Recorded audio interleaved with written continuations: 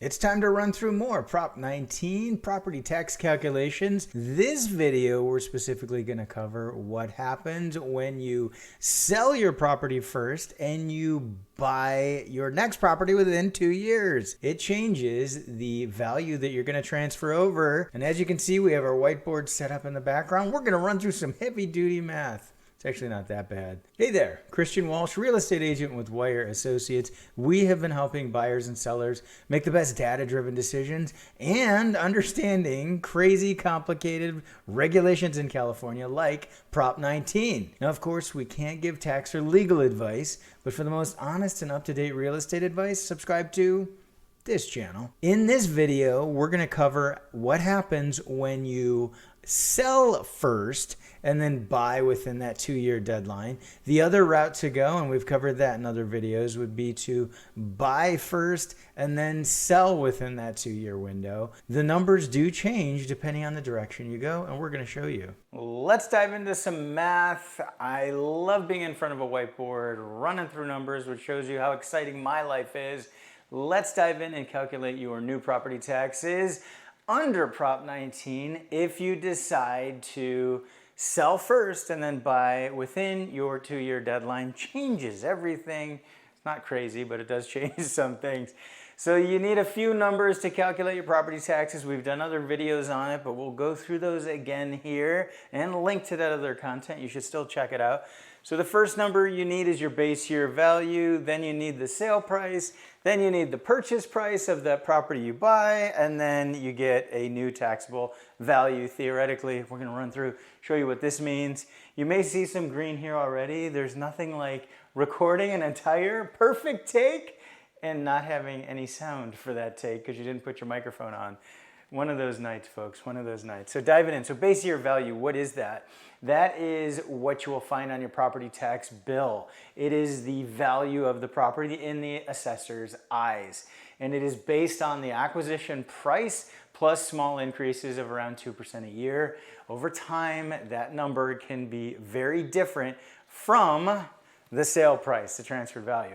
An extreme example we've used in other videos, Warren Buffett buys a home in Laguna Beach in the 70s, and when he sells it in 2018 for over $7 million, Warren Buffett's value in the eyes of the assessors around $150,000 or so. Really low number, if I remember correctly. So long story short, these numbers get out of whack, and that's because of Prop 13 in the state of California. That's one of the benefits of owning real estate in the state of California. Your property taxes don't increase to market value like they do in other states.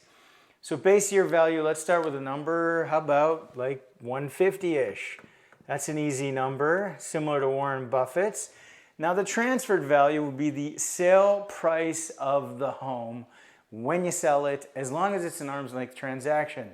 Can't be selling that to your relative for $1 or anything like that. That will be reassessed by the assessor's office. So the sale price, assuming you put it on the open market, that number will be the number that's used for the transferred value, and how it works into the equation I'll show you. But let's use a simple number. We're going to start here. Home sells for $1 million. So the home sells for $1 million. In this example here where it says 100%, that would be somebody who buys the next home, then sells their current home within 2 years, or somebody who does it the same day. So you use that number, the sale price, 100% of the sale price that day will be used. So in our example, it's $1 million. If you sell first and then buy anytime day 1 through 365, that's year 1. If you do it that way, you get a bump in value. So you could literally go ahead and sell and then a day later buy something else. You get this bump in your transferred value. So it's going to be 105%, which in our example would be $1,050,000. So you get that extra 5%. Day 366 rolls around and into year 2, you get an extra bump. So now it's 110%. So in this case, it goes to 1-1. So why is this relevant? Well, we're going to run through and show you some more math. Don't get lost. It gets confusing here.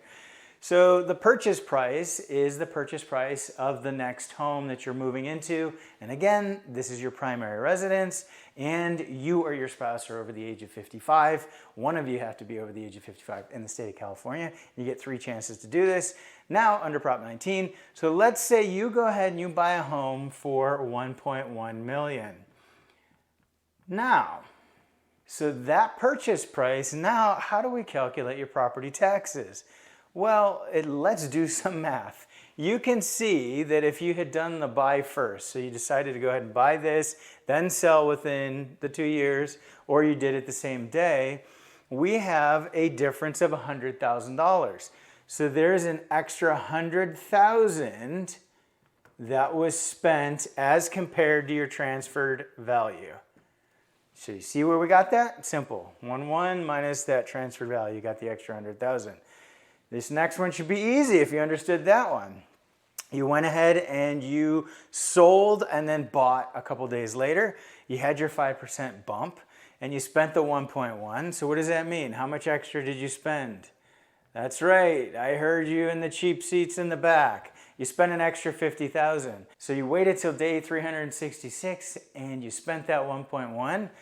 And what's the difference now between your sale price and the purchase price? That's right, you get it if you said 0. So why is this relevant? Why am I so excited to run through these numbers? Now we can figure out what our new taxable value is. What do? We add this number to this number. That new number will be what we use for calculating property taxes in the new home. So we have 3 different numbers.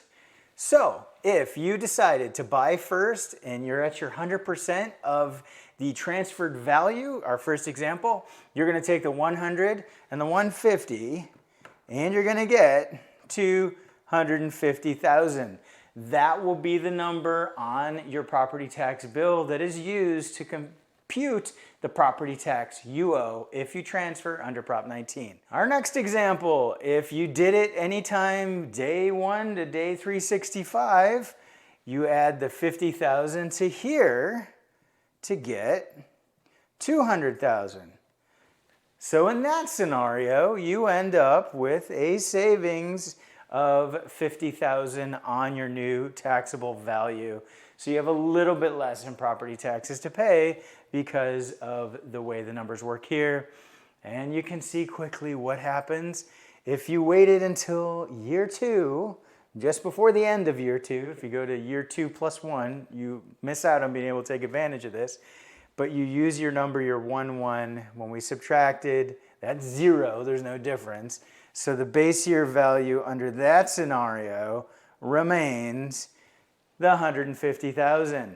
So you can see that even when you're dealing with the same real estate, depending on the timing and the direction of the purchase and the sale, there could be differences in the amount of the property tax you pay for the home. Don't forget, we're real estate agents based in Southern California. We can help you anywhere in California, so you don't have to do this math. We can help you buy then sell or sell then buy and make sure you meet those Prop 19 deadlines. We have a link below so you can reach out. Let us know your Prop 19 questions below. Also, we want to hear from you. Have you taken advantage of Prop 19 and which route did you go? The buy then sell or sell then buy? Make sure you subscribe to our free weekly email newsletter and you'll get surprises like this one delivered gently to your email inbox every Sunday. And if you like this video, this next one's going to blow your mind.